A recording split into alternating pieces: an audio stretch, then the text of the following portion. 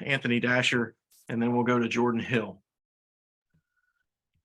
Hey, Mike. You knew Tennessee was a great defensive team coming in, but did you ever envision what happened tonight taking place? No, not to that extent. No, I thought we'd be a lot more competitive. We got off to a great start. I liked our rhythm and confidence level offensively.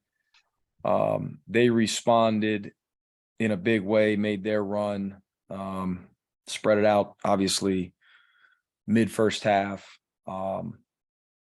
You can't win on the road in this league, especially against one of the best teams in the country with 20 turnovers. We go 5 of 12 from the foul line.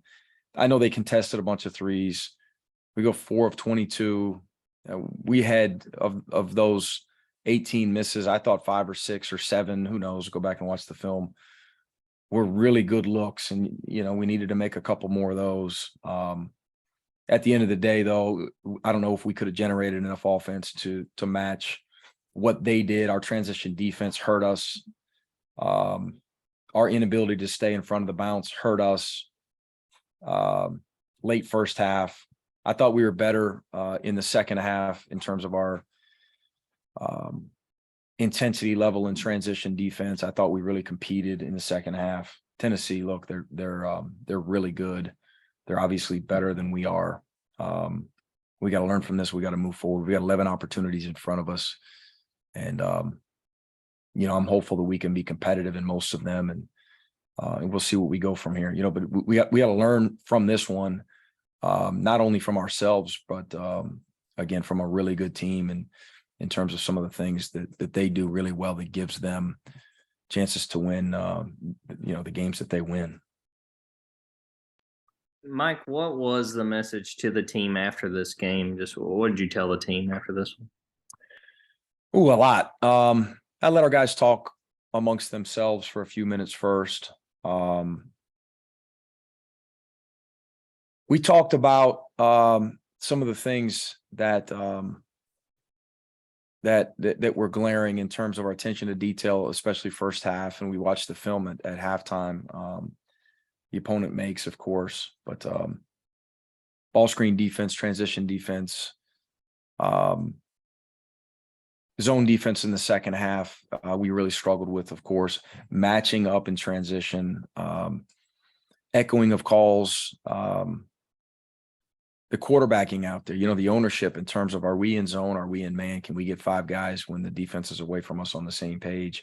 And in our guys' defense, we're trying to change it up as much as possible, just to be as competitive as possible against, a really good team, of course. And then the last message I left them with is that this team's responded to adversity all year.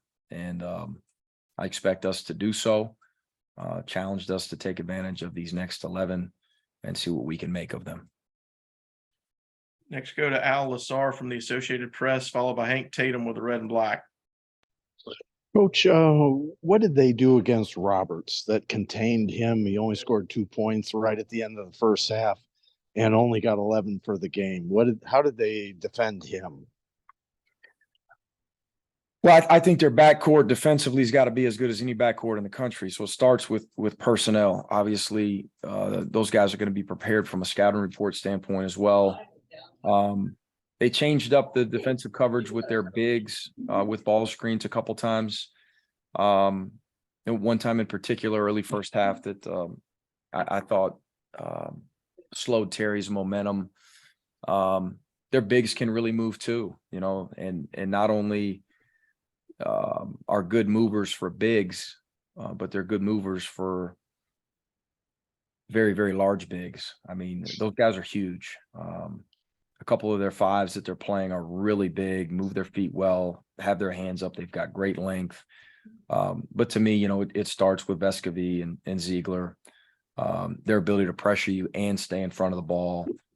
And, they're a team that it's misleading in terms of how many turnovers they force, because they're not a reaching, gambling, high risk defensive team. It's really impressive, obviously, that they're as solid as they get, and they're still forcing the turnovers. They just they force you into mistakes. Hey, Coach. Marjoris McBride only played 7 minutes tonight. Was there any reason for being held out of much tonight's contest?